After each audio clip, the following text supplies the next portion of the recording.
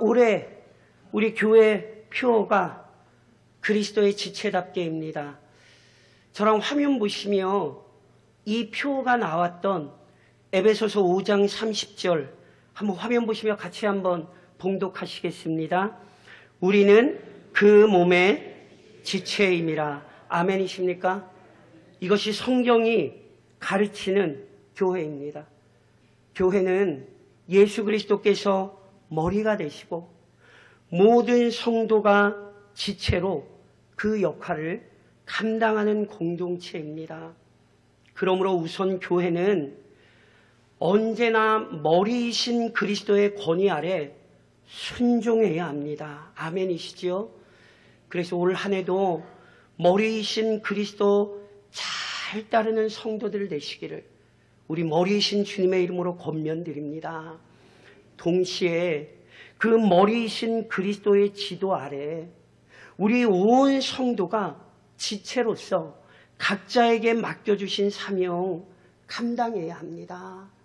제가 누누이 강조해서 말씀드린 것처럼 어쩌다가 대강중앙교회 교인이 됐다라고 생각하시는 건 너무너무 놀라운 하나님의 섭리를 무시하는 거예요. 우리는 어쩌다가 예수 믿은 사람도 아니고 우리는 어쩌다 보니 이 교회에 모인 것이 아닙니다. 놀랍게도 교회를 세우신 하나님께서 그리스도를 머리로 삼으시고 우리를 오늘 그 지체로 부르사 이 교회에서 함께 섬기게 하셨습니다.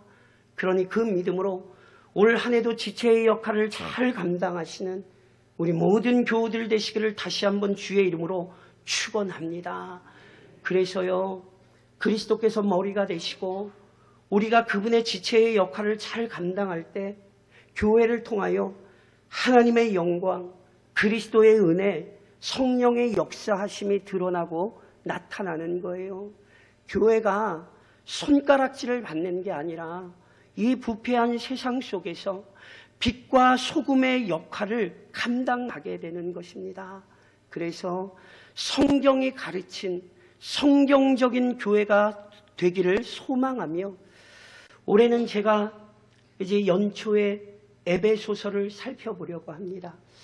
그런데 이 에베소서를 살펴보기 전에 제가 항상 강조해서 말씀드리는 것처럼 성경은 어느 날 갑자기 하늘에서 뚝 떨어지는 게 아니에요. 그 성경에 기록되어야 했던 배경이 있고 그 서신이 기록되어야 했던 이유와 목적이 있는 것이죠. 그러니 그 배경과 그 모든 것들을 잘 이해할 때 우리는 오늘 우리에게 기록된 그 모든 말씀들을 깊이 있게 이해할 수 있는 거거든요.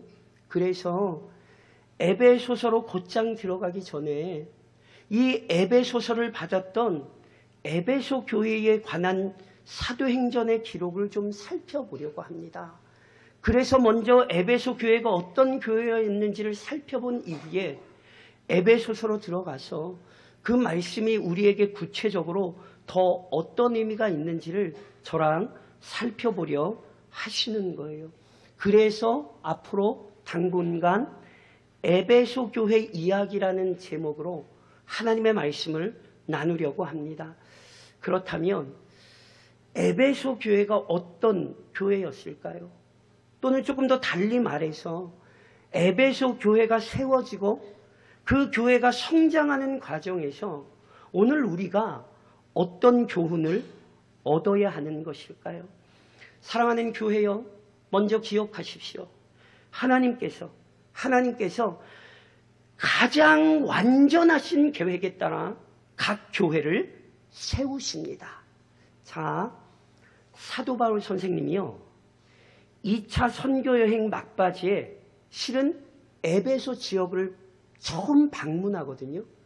그런데 그 방문한 것과 관련하여 사도행전 18장 19절에 이런 말씀이 있어요. 에베소에 와서, 누가 에베소에 온 거냐면 바울 일행이 에베소에 와서 그들을 거기 머물게 하고 자기는, 바울은 회당에 들어가서 유대인들과 변론하니. 자, 사도행전 18장에 보니까요, 바울 선생님이 에베소에 와서 그들을 에베소에 머물게 해요. 여기 그들이란 브리스길라와 아굴라 부부를 의미합니다. 이들 부부는 고린도라는 지역에서 바울을 만난 이후에 함께 복음 전파를 위해 수고했거든요.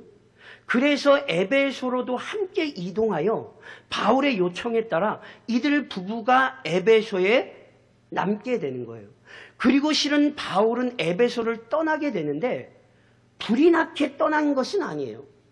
제가 지금 방금 읽어드린 구절에 있는 것처럼 얼마 되는 기간인지는 모르겠지만 아마 짧은 기간이었던 것 같은데 회당에 들어가서 유대인과 변론했습니다. 회당에서 유대인과 변론했다라는 건 바울이 유대인들과 말장난했다는 얘기가 아니라 바울의 선교 사역의 가장 중요한 원칙 중에 하나였던 어느 지역에 가든지 유대인이 머물고 있는 회당에 들어가서 먼저 복음을 전했던 사건을 얘기하는 거예요. 그러니까 비록 바울이 짧게 에베소에 있더라도 그가 회당에 들어가 유대인들과 복음을 가지고 변론했어요. 그리고 이 과정에서 어떤 일이 있었는지 아세요? 더 나아가 사도행전 18장 20절에 연결해서 이런 일이 있었어요. 자, 여러 사람이 그 에베소에 있던 여러 유대인들이 더 오래 있기를 청하되 허락하지 아니하고 바울이요 에베소에 가서 짧은 기간이지만 유대인들과 복음에 대해 변론할 때 복음에 대해 논쟁할 때 여러 사람이 바울 선생님께 요청했어요. 당신 빨리 가지 말고 우리랑 며칠 좀 더 있고 우리에게 좀 얘기를 해달라고. 그런데 참 이상하죠? 바울이 이들의 요청을 허락하지 않은 거예요. 바울이 왜 복음을 설명해달라는 요청을 거절한 것인지 사도행전에 여기에 기록이 안 돼 있어서 저희가 정확히 알 수는 없어요. 그런데 앞뒤로 기록된 여러 가지 상황을 추정해 보면 바울이 아마 절기를 지키기 위해서나 또는 자신이 서원했던 일을 마무리 지어야 했기 때문에 피치 못할 사정으로 예루살렘에 올라가야 했던 것이 분명해 보여요. 그러니까 바울이 반드시 해야 할 일이 있었기 때문에 어쩔 수 없이 그 요청을 거절하고 실은 예루살렘으로 올라가는 거예요. 중요한 것은 바울이 이때 에베소를 떠나며 그들에게 이렇게 얘기해요. 저랑 화면 보시며 사도행전 18장 21절을 같이 한번 읽으실까요? 같이 읽겠습니다. 작별하여 이르되 만일 하나님의 뜻이면 너희에게 돌아오리라 하고 배를 타고 에베소를 아멘이세요? 이거 아멘 되게 크게 하셔야 돼요. 제가 다시 한번 여쭤볼게요. 아멘이세요? 바울이요. 만일 하나님의 뜻이면 너희에게 돌아오리라 이렇게 얘기하죠. 지금 바울의 이 말은 그냥 사람들에게 인사치레로 아쉬움을 달래기 위해서 하는 말이 아니에요. 성도 여러분, 이것은 바울의 신앙 고백이며 오고는 모든 그리스도인의 신앙 고백이어야 합니다. 이렇게 설명드릴 수 있어요. 실은 사도행전에 보면요. 바울 선생님이 1차 선교여행 마치고 2차 선교여행 계획할 때 원래 어디로 가려고 했는지 아세요? 이 에베소가 속해 있는 지역으로 바울 선생님이 들어오려 했어요. 그런데 안 됐어요. 왜 안 됐는지 혹시 아세요? 저랑 화면 보시면 사도행전 16장 6절입니다. 같이 읽습니다. 같이 시작. 성령이 아시아에서 말씀을 전하지 누가 말씀을 전하지 못하게 하셨다고요? 말이 돼요? 제가 다시 여쭤볼게요. 누가 말씀을 못 전하게 했다고요? 말이 돼요? 되니까 기록이 됐죠. 이 의미를 기억하셔야 돼요. 이 의미는 성령께서 복음을 전하는 바울을 막으셨다는 뜻이 아니에요. 이 구절의 의미는 바울이 복음을 전하려던 계획과 성령의 계획이 다르셨다는 거예요. 그래서 성령께서 바울로 하여금 개인의 뜻이나 개인의 생각이 아니라 성령의 뜻을 따르도록 인도하셨다는 거예요. 그게 아시아에서 말씀을 전하지 못하게 하셨다는 뜻이에요. 이걸로 안 끝나요. 성령이요, 이 자신의 계획을 조금 더 구체적으로 그래서 바울에게 보이셨어요. 혹시 이 구절 기억하시는지 모르겠어요. 저는 화면 보시면 사도행전 16장 9절 같이 읽으실까요? 같이 읽겠습니다. 밤에 환상이 바울에게 보이니 마게도냐 사람 하나가 서서 그에게 청하여 이르되 마게도냐로 건너와서 우리를 도우라 하거늘. 성령께서요, 아시아에서 말씀 전하는 걸 막으시고 밤에 바울에게 환상을 보이신 거예요. 그랬더니 마게도냐 사람 하나가 나타나서 바울을 향하여 손짓하며 여기로 와서 우리를 좀 도와달라고. 바울이 이때야 깨닫는 거예요. 아, 내 생각과 성령의 생각은 다르구나. 성령께서 마게도냐 지역으로 들어가 복음 전하기를 원하시는구나. 그래서 바울의 2차 선교 여행이 방향이 바뀌어버리는 것입니다. 그래서 아시는 것처럼 바울이 마게도냐 지역으로 들어가 교회를 세우게 되는 것이죠. 그런데 보세요. 제가 말씀드렸잖아요. 2차 선교 여행 시작할 때는 못 갔어요. 그런데 2차 선교 여행 마칠 때는 온 거예요. 그런데 그때도 오래 있었던 건 아니라니까요. 제가 아까 말씀드렸잖아요. 바울이 우리 곁에 좀 있어달라 이렇게 요청했는데도 바울이 나 너희들이랑 지금 못 있어. 그리고 어쩔 수 없이 떠나는 거라니까요. 그런데 그러면서 바울이 뭐라고 얘기해요? 하나님이 원하시면, 하나님이 뜻하시면 내가 반드시 너희에게로 다시 돌아오게 될 것이다. 이해하시겠어요? 이미 그 선교 여행을 시작하며 바울은 알고 있어요. 복음이 전파되고 교회가 세워지는 모든 역사가 인간의 계획과 뜻대로 되는 것이 아니라는 걸 바울은 알고 있어요.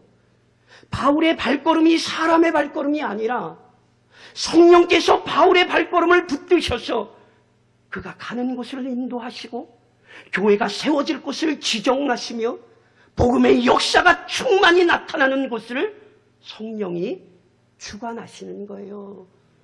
그래서요, 바울의 이 얘기가 3차 선교 여행 때 실현되게 돼요. 놀랍게도 바울이 3차 선교 여행을 할 때 그 핵심적인 거점이 에베소가 됩니다. 그것을 저랑 이제 19장으로부터 살펴보시는 거예요. 게다가 무려 바울 선생님이 에베소에서 3년을 머물러요. 제가 이렇게 얘기하면 원래 어떤 반응이 나오셔야 되냐면 이런 반응이 나오셔야 돼요. 다시. 바울이 에베소에 3년을 머물러요. 감사합니다. 왜요? 사도행전 보세요. 바울이 그렇게 오랜 기간 동안 한 곳에 머문 적이 없어요. 고린도 교회 1년 6개월 머물렀어요. 가장 오래 머물렀다고 할 수 있는 곳 실은 에베소예요. 성도 여러분, 우리는 에베소 교회의 이야기를 시작하며 그래서 바로 이 사실부터 짚고 넘어가야 돼요. 에베소 지역의 복음화되는 과정이 우리에게 오늘 무엇을 가르치는가 놓치시면 안 돼요. 복음 전파를 통한 구원의 역사는 사람이 만들어내는 것 아니에요. 교회가 세워지는 것 사람의 일이 아니에요. 하나님께서 철저히 자신의 계획과 뜻에 따라 교회를 세우십니다. 복음 전파가 아무렇게나 이루어지는 것 아니라 놀랍게도 창세전에 그리스도 안에서 택하신 백성들을 찾아내기 위해서 그렇게 복음 전파가 이루어진다는 사실을 오늘 우리는 기억하고 있어야 하는 것입니다. 에베소 교회를 이야기하며 모든 교회를 이야기하며 우리는 바로 이 사실부터 명심해야 하는 것입니다. 동시에 교회는 성령 충만의 은혜를 누리는 공동체입니다. 제가 앞서 설명드렸잖아요. 바울 선생님이 2차 선교여행 끝날 때 에베소에 왔다가 만일 하나님의 뜻이면 내가 너희에게로 다시 올 거야. 이 신앙의 고백이 실제로 이루어져서 바울이 3차 선교여행 때 다시 에베소를 방문하게 되는 거예요. 그러면서 아까 저랑 보셨던 본문 1절에 이런 말씀이 있죠. 저랑 화면 보시며 같이 봉독하실까요? 본문 1절입니다. 같이 읽겠습니다. 아볼로가 고린도에 있을 때에 바울이 윗지방으로 다녀 에베소에 와서 어떤 제자들을 만나. 자, 저를 보시면 바울이 3차 선교여행 때 다시 에베소를 방문했거든요. 그런데 거기에서 어떤 제자들을 만났대요.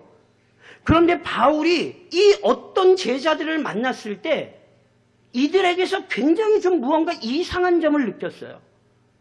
그래서 바울이 물어요. 뭘 묻냐 하면 저랑 화면 보시며 2절 같이 한번 봉독하실까요? 이게 아주 중요한 내용이거든요. 2절 같이 읽겠습니다. 이르되 너희가 믿을 때에 성령을 받았느냐? 이르되 아니라 우리는 성령의 계심도 듣지. 성도 여러분 보세요. 바울이 이 제자들을 만났는데 무언가 이상한 걸 느꼈어요. 그래서 바울이 이들에게 물었어요. 성령을 받았느냐? 왜 이렇게 묻겠어요? 바울이 보기에 이들은 성령에 대해 무언가 좀 올바르지 못한 것 또는 부족한 것이 보였던 거예요. 그래서 실제로 물었더니 이들이 뭐래요? 성령의 계심도 듣지 못하였노라. 그래서 다시 바울이 물어요. 저랑 3절을 같이 한번 읽으실까요? 본문 화면 보시면 3절 같이 읽겠습니다. 바울이 이르되 그러면 너희가 무슨 세를 받았느냐? 대답하되 요한의 성령에 대해 알지 못한다라고 얘기하자 바울이 그럼 너희가 무슨 세를 받았느냐? 이렇게 묻지요. 성도 여러분, 이 질문을 지금 이해하셔야 돼요. 자, 그리스도께서 승천하시기 전 제자들에게 명령하신 게 있어요. 화면 보시면 마태복음 28장 19절이죠. 같이 읽겠습니다. 그러므로 너희는 가서 모든 민족을 제자로 삼아 아버지와 아들과 성령의 이름으로 세례를 주님께서 승천하시며 교회에게 제자들에게 뭐라고 명령하셨어요? 아버지와 아들과 성령의 이름으로 세례를 베풀라. 아버지와 아들과 성령의 이름으로 세례를 베푼다는 것, 그리고 그 성부와 성자와 성령의 이름으로 세례를 받는다는 건 하나님께서 그리스도 안에서 성령의 능력으로 우리를 구원하셨습니다. 그것을 공적으로 고백하는 거예요. 그래서 작년에 23년에 제가 하나님을 영화롭게 이웃을 유익하게라는 교회의 주제를 가지고 표를 가지고 사도행전 1장으로부터 12장까지만 제가 설교했던 거 기억하시죠? 그때 1장으로부터 12장까지 설교했을 때 기억을 잘 떠올려 보시면 사도들이 복음을 전하며 함께 뭐 했어요? 세례를 베풀었죠. 그리고 그 세례를 베풀 때에 성령이 임하는 놀라운 역사가 나타났죠. 제가 그때 설명드렸잖아요. 세례를 받았기 때문에 성령이 임했다. 이렇게 얘기하시면 안 돼요. 이건 행위구원론이에요. 마치 너희가 우리에게 세례를 받으면 정확히 표현할게요. 너 우리에게 영세를 받으면 네 안에 의로움이 주입되는 거야. 이렇게 가르치는 게 캐톨릭 이단이라고요. 속지 마세요. 인간의 행위가 우리의 의로움을 만들어내거나 인간의 행위가 우리의 구원을 주는 게 아니에요. 세례는 내가 하나님의 은혜로 그리스도 안에서 성령의 능력으로 구원을 얻었습니다. 이 신앙의 고백을 공적으로 나타내는 거라고요. 그리고 성령께서 이것이 분명하다는 증거를 보이시기 위해 그 성도들에게 충만하게 임하셨던 거예요. 이걸 저랑 사도행전에서 살펴보셨잖아요. 그래서 바울이 세례와 성령을 지금 연관시키는 거라고요. 왜요? 성령께서 세례 받을 때에 성도들에게 강하게 역사하사 구원의 증거를 나타내셨거든요. 그런데 이들에게 묻자 우리는 세례 요한의 세례밖에 모르는데요. 세례 요한의 세례란 자신의 죄인됨과 메시아의 필요성을 인정하는 고백의 표현이었거든요. 이게 세례 요한의 세례였어요. 그런데 이것만 생각하시면 안 돼요. 세례 요한은 예수님의 오실 길을 준비한 사람이었어요. 아시죠? 그래서 세례 요한은 당시 사람들을 향하여 보라, 세상죄를 지고 가는 하나님의 어린 양이라. 세례 요한은 메시아가 예수 그리스도라는 사실을 아주 정확히 선포했어요. 그러니까 보세요. 이 사람들이 자신들이 요한의 세례를 받았다고 말은 하지만 진짜로 요한의 세례를 받았다면 이 사람들이 예수를 알아야겠습니까? 몰라야 되겠습니까? 알아야 되는 거예요. 왜요? 요한이 그리스도를 가르쳤잖아요. 저가 세상 죄를 지고 가는 하나님의 어린 양이야. 나는 망하여야겠고 저는 흥해야 돼. 나는 물로 세례를 주지만 저분은 성령으로 세례를 주는 분이야. 요한은요, 정확히 가르쳤어요. 그러니까 이 사람들이 요한의 세례를 받았다고 얘기하지만 그 요한의 가르침마저 이 사람들은 실은 정확히 이해하고 있지 못했다니까요. 그래서 어떤 장면이 나오는지 아세요? 저랑 화면 보시면 4절로 5절 보세요. 그래서 바울이 다시 이렇게 푸는 거예요. 4절로 5절 같이 읽겠습니다. 바울이 이르되 요한이 회개의 세례를 베풀며 백성에게 말하되 내 뒤에 오시는 이를 믿으라 하였으니 이는 곧 예수라 하거늘 그들이 듣고 주 예수의 이름으로 세례를 받으니. 보세요. 바울이 뭐라고 얘기해요? 세례 요한이 회개의 세례 베풀며 결국 예수님을 믿으라 가르쳤다. 그러니 너희는 결국 예수님을 믿어야 하는 것이다. 그렇게 가르치기만 했나요? 아니죠. 복음을 증거하고 주 예수 그리스도의 이름으로 세례를 베풀었어요. 그랬더니 어떤 일이 일어납니까? 저랑 화면 보시면 6절로 7절 같이 읽습니다. 6절로 7절입니다. 바울이 그들에게 안수하며 성령이 그들에게 임하심으로 방언도 하고 예언도 하니 모두 12사람쯤.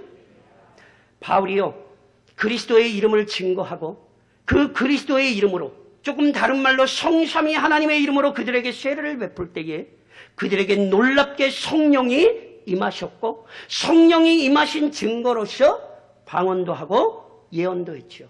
이거 저랑 사도행전 다루면서 이미 보셨던 내용들이에요. 오순절 한 곳에 모여 기도하던 제자들에게 나타났던 현상이고 사마리아 성에 빌립이 복음을 전하고 사도들이 가서 안수할 때에 나타났던 현상이며 베드로가 성령에 이끌려 고넬료의 집에 가서 복음을 전했을 때 그 이방인 가족에게 나타났던 현상이죠. 그래서 성도 여러분, 이 본문이 되게 중요해요. 그리고 실은요, 정확히 말씀드리면 이 본문은 논쟁거리가 굉장히 많아요. 제가 한번 여쭤볼게요. 바울이 만난 사람들이 자기는 요한의 세례를 받았다고 얘기했어요. 제가 여쭤볼게요. 이 사람들 그때 구원 받았을까요? 그때 구원 안 받았을까요? 예, 아무거나 하세요. 왜냐하면 학자들이 이걸 가지고 싸워요. 이게 신학적인 논쟁이에요. 이 사람들이 신자로 볼 것인지 아니면 여전히 불신자로 볼 것인지. 더 나아가 이 사람들을 신자로 보는 견해 속에서도 이 사람들이 받은 성령 충만을 어떻게 볼 것인지로 굉장히 뜨거운 논쟁이 있습니다. 기타 등등. 그래서요, 제가 이 본문을 신학적으로 몇 가지 논쟁점으로 이 본문만 제가 좀 설교를 하려고 하면 오늘 첫 주잖아요. 둘째 주부터 머리 아파서 안 오셨을걸요. 그래서 제가 그 부분은 안 다루는 거예요. 저는 하나를 좀 말씀드리고 싶어요. 이 본문의 여러 가지 신학적인 논쟁에도 불구하고 오늘 우리가 분명히 인정할 수밖에 없는 한 가지 사실이 있어요. 성도 여러분, 그것은 바로 예수 그리스도를 믿는 사람이란 성령 받은 사람이라는 거예요. 제가 다시 여쭤볼게요. 성령 받으셨어요? 제가 눈에 말씀드리죠. 아멘 대답하셔야 돼요.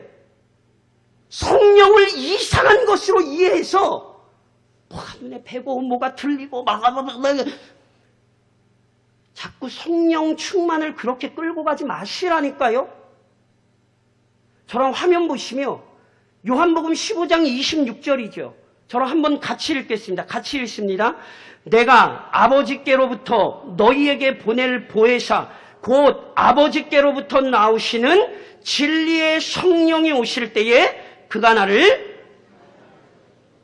성령을 보내시는 분께서 성령이 어떤 분이신지를 설명하셨어요. 성령은 자기를 드러내는 분이 아니에요. 성령은 그냥 신비로운 일을 하시는 분이 아니에요. 성령은 그냥 우리로 하여금 흥분하게 하시는 분이 아니에요. 성령은 그리스도를 증언하는 분이에요.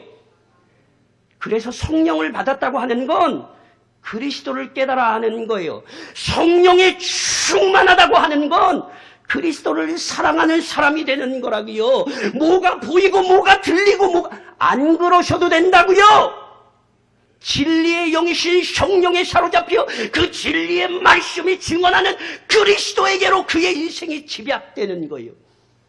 그래서 그리스도 외에는 믿는 것이 없고 그리스도 외에는 따르는 것이 없으며 그리스도 외에는 신뢰하는 것이 없는 사람이 되는 것, 이게 정말로 성령 충만이고요. 교회는 바로 이 성령 충만의 은혜를 누릴 수 있는 공동체라는 거예요. 오늘 본문이 무엇을 가르치는지, 오늘 교회가 어떠해야 하는지, 오늘 교회의 성령 충만의 은혜가 어떻게 되어 있는지를 확인하게 하는 중요한 본문이라는 사실은 만큼은 분명합니다. 그러므로 사랑하는 성도 여러분, 이제 오늘 본문의 교리에 근거하여 적용하며 권면합니다. 우선 우리 교회를 세우시고 보호하신 하나님께 충성하십시오. 성도 여러분, 바울의 선교여행, 바울의 생각대로 진행되지 않았어요. 바울의 선교여행은 철저히 성령의 다스림과 통치 아래 이루어졌다니까요. 그래서 사도행전을 뭐라고 부른다고 말씀드렸어요? 성령행전. 사도들의 기록이 아니라 성령께서 행하신 일의 기록이라고요. 하나님께서 자신의 뜻과 섭리에 따라 하나님께서 이 땅의 교회를 세우시는 거예요. 그리고 동시에 하나님께서 그분의 섭리에 따라 때로는 교회를 무너뜨리기도 하시고 때로는 교회가 사라지기도 하세요. 이 모든 일이 하나님의 주권적인 일이에요. 그래서 우리는 그 이유를 정확히 다 이해할 수는 없어요. 그러나 알잖아요. 예루살렘 교회를 세우신 분도 하나님이시지만 예루살렘 교회를 무너뜨리신 분도 하나님이십니다. 우리가 앞으로 살펴볼 에베소 교회, 역사상 지금 존재하지 않습니다. 그것은 오직 하나님 손에 있었던 일입니다. 그러므로 성도 여러분, 제가 이런 말씀 예전에 많이 들었죠. 개혁주의자들로서 우리가 해야 되는 얘기가 있어요. 제가 여쭤볼게요. 우리 교회가, 대강중앙교회가 정확히 꼭 집어서 대강중앙교회가 예수 그리스도 재림하실 그때까지 존재할 수 있을까요? 아멘 아무 때나 하시면 안 돼요. 제가 눈이 말씀드린 것처럼 성경이 아니면 아멘 하지 마세요. 제가 다시 한번 여쭤볼게요. 대광중앙교회가 우리 구주 예수 그리스도 재림하실 때까지 존재할 수 있을까요? 개혁주의자들은 두 가지로 답변해요. 첫 번째, 하나님의 주권적인 섭리 안에서 우리는 부패한 세상에 존재할 수 있습니다. 이게 개혁주의자들의 답변이에요. 그러나 동시에 개혁주의자들은 답변해요. 그러나 우리가 하나님의 말씀을 떠나고 우리가 그리스도의 십자가를 부인하며 우리가 성령의 능력을 떠나 인간의 능력과 조건을 자랑할 때에 우리는 존재할 수 없습니다. 개혁교회는 이렇게 고백했어요. 이것이 성경의 역사였고 이것이 오늘도 교회의 역사라는 사실을 잊으시면 안 된다니까요. 한때 영광스러운 복음의 부흥을 자랑했던 유럽의 교회들 다 무너졌어요. 한때 온 나라의 선교사들을 보냈던 미국의 교회가 이미 무너진 지 오래됐어요. 제가 누누이 말씀드리죠. 진짜로 집에 가서 교회사 책을 살펴보세요. 어떤 교회사에도 조국 교회만큼 급속하게 성장한 교회사가 없어요. 그런데 동시에 조국 교회만큼 급속하게 쇠퇴한 교회사도 없어요. 성도 여러분, 이게 오늘 우리에게 가르침이 돼야 된다니까요. 에베소 교회에 대한 이야기를 살펴보기 전에 우리는 먼저 이 가르침을 되새겨야 돼요. 하나님께서 교회를 세우셨으니 교회를 세우신 하나님 앞에 우리가 언제까지 존재하게 되든지 철저히 충성해야 한다는 사실을 기억해야 하는 거예요. 그래서 에베소서에서 바울이 우리에게 무엇을 가르치는 줄 아십니까? 화면 보시면 에베소서 3장 7절입니다. 같이 읽겠습니다. 이 복음을 위하여 그의 능력이 역사하시는 대로 내게 주신 하나님의 은혜의 선물을 따라 내가 일꾼이, 아멘이세요? 그의 은혜를 우리에게 베푸사 우리를 일꾼으로 삼으셨어요. 대광중앙교회 65년, 이제 66년을 써내려가는 역사는 우리의 역사가 아니라 하나님께서 이루어 가신 역사입니다. 착각하시면 안 돼요. 우리가 잘해서 살아남았다고 생각하시면 착각하시면 큰일 나요. 대광리에 없어진 수많은 교회를 보시며 우리는 그래도 잘했네. 교만하지 마세요. 우리가 잘했기 때문이 아니라 하나님께서 무언가 하실 일이 있기에 남기신 거예요. 그러니 한순간이라도 교만해서는 안 되고 그 은혜에 감격하여 오늘 우리에게 맡기신 사명에 충성해야 하는 거예요. 은혜의 선물을 따라 우리를 일꾼으로 삼으셨으니 적어도 이 대광리 지역에서 바른 신학, 우리 믿음의 선배들의 개혁주의 신학과 신앙을 이어나가는 복된 교회가 될 수 있도록 우리 모두가 함께 하나님 앞에 충성해야 하는 것입니다. 동시에 우리 교회가 성령 충만한 교회가 되기를 간구하십시오. 다시 한번 말씀드리지만 하나님께서는 신비로운 구속의 계획 안에서 교회를 세우시되 그리스도를 그의 머리로 세우시고 온 성도가 지체가 되게 하셨지요. 그걸로 끝난 것 아니에요. 하나님께서 그 교회가 지체의 역할을 바르게 감당할 수 있도록 성령을 충만하게 부어주시는 거예요. 앞서도 저랑 사도행전에서 이 기록 살펴봤어요. 예를 하나 들어드릴까요? 종교 지도자들이 예수 그리스도의 이름을 가르치지 못하도록 교회를 핍박하고 박해했지만 초대교회가 더욱 담대히 예수의 이름을 전했잖아요. 그런데 도대체 초대교회가 박해 속에서도 어떻게 그렇게 담대히 복음을 전했죠? 기억이 나세요? 저랑 화면 보시면 사도행전 4장 31절 많은 구절이 있지만 이 한 구절을 같이 읽으며 기억을 떠올리실까요? 같이 읽겠습니다. 무리가 다 성령이 충만하여 담대히 하나님의 말씀을 전하니라. 아멘이세요? 성령의 충만한 교회가 사명 감당하는 거예요.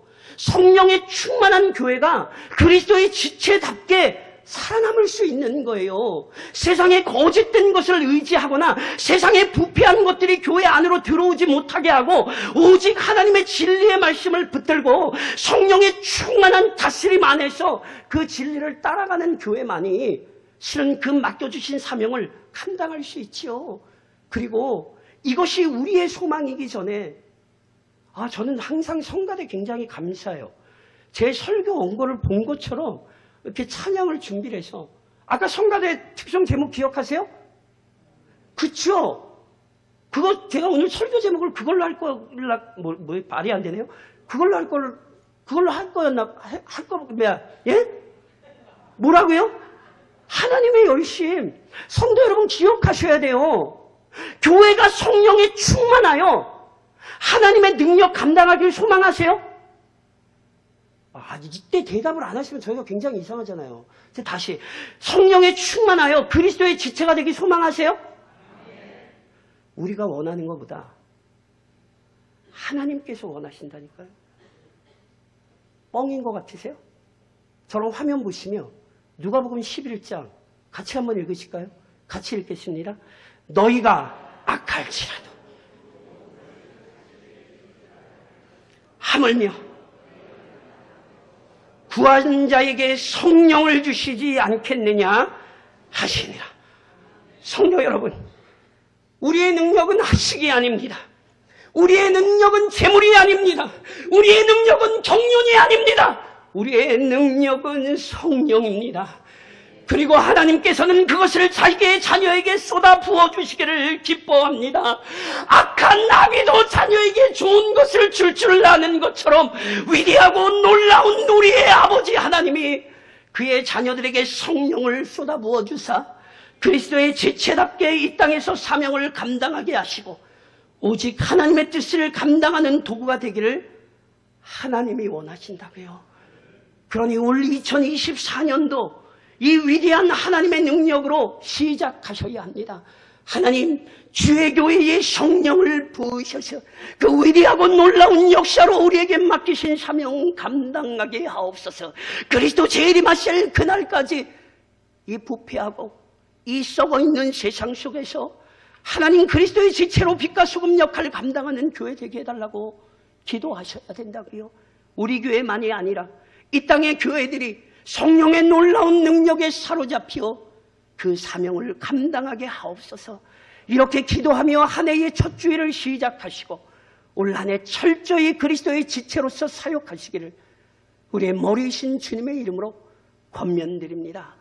이 시간 우리 한번 믿음으로 한번 찬양하겠습니다. 사랑하는 성도 여러분, 우리의 능력은 성령입니다. 성령께서 그의 교회 가운데 충만히 임재하사 교회를 다스리시고 교회를